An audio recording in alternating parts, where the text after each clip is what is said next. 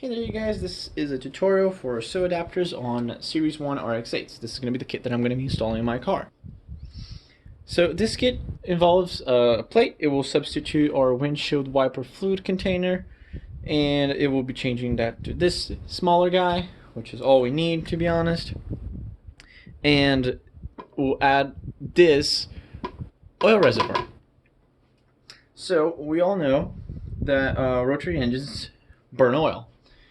They do that because they have to inject oil into the combustion chamber to lubricate the corners of the rotors, which are where the apex seals lie, so your engine can function without shredding itself. A couple problems with that is that it means that we have to use mineral oil. We can't use synthetic, or if we use synthetic, it needs to be a very specific synthetic, which is more expensive, but it's able to burn. This allows you to separate the oils in your engine.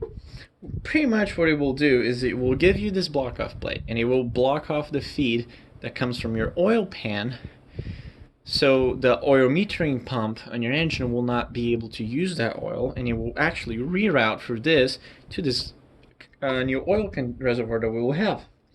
Which means that we can put fresh two-stroke oil or special rotary oil and such, and feed fresh oil constantly to the OMP, prolonging its life and also the life of the engine.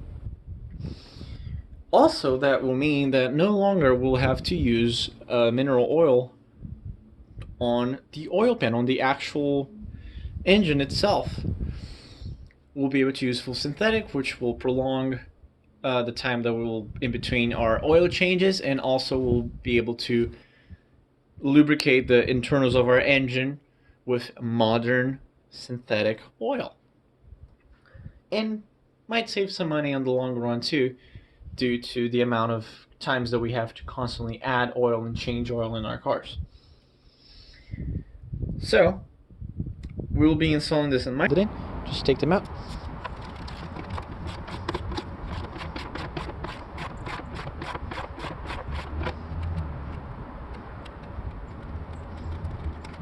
We're not needing some of this hardware anymore, but I would recommend keeping it handy just in case.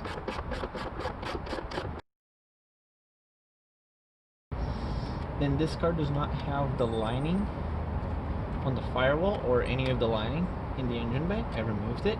Yours might have a lining behind this and on the sides of the strut towers and such. Just gently take it out. You have to pull it up to get it out of its little clip that it sits on at the bottom, and there, it's removed. Now you just need to disconnect the hoses and the sensor down here.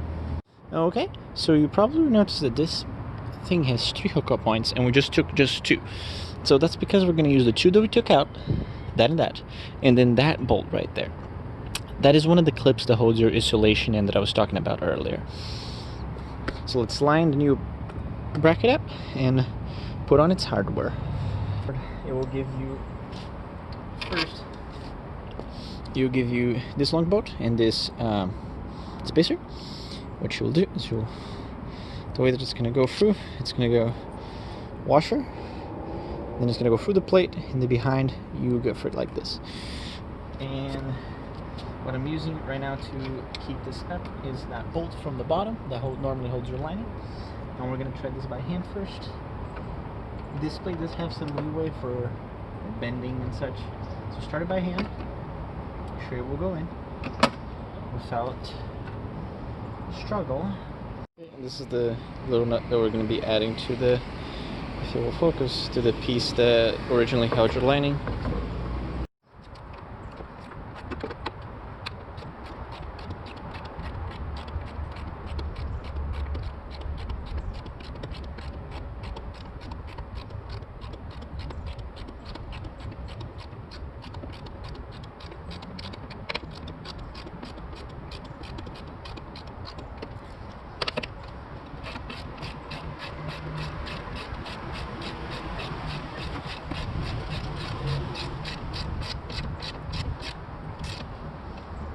Not even smooth, but okay.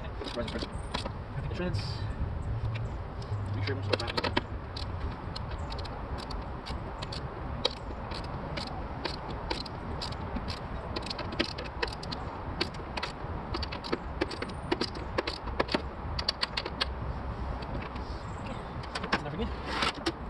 let's install our... Okay, so for this piece, you have to disconnect it out of this section. It's a pain in the butt. What I did is I used a screwdriver to pry it up a little bit, and then the rest was just muscle to get it out. Careful not to break this. These little lines are the most, these little fittings are the most bound to break, so just grab it firmly where it's solid and just yank it out. Now, we're going to use this rubber boot over here. This is what seals. We need to make sure it goes in here and seals properly to this. So I recommend putting this in, putting your finger on the fitting, filling it up with water, see if it leaks. If it doesn't, empty it out, and then go install it in your car. So yeah, just throw it in there. It's going to be pointing about... This is supposed to be pointing like that. It doesn't really matter necessarily, but I'll keep it to what it was before. So with the sensor fitting pointing up towards the cap. Put one side in, and then ease it in with the screwdriver. Flathead is what I'm using right now. Ow. Careful not to stab your hand like I just did. And then just maintain pressure. And what I'll do is I'll start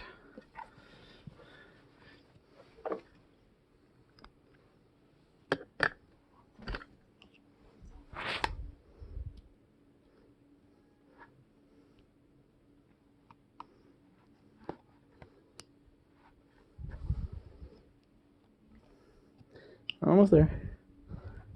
There. One more. There. There you go, it's in. It feels really solid. I'm going to spin it and press. See? Right there. That didn't go in properly. Let's just press it in. There. There you go. Now it's setting properly. And as soon as it's in there, don't worry if you didn't put it in the right orientation. You can rotate. I would recommend rotating so it sits properly. Orientating it properly, and then there. That's that piece done. And if you're wondering, I did stab myself with the screwdriver once. Yep. Let's get back to the car. There you go. Right back here at the car, we got our windshield fluid reservoir installed, and this is what your Sohn metering pump adapter should look like when it's all done. Now you guys need to make sure to get the full benefits of this mod. You need to have an engine in your car. I still gotta work on that one though.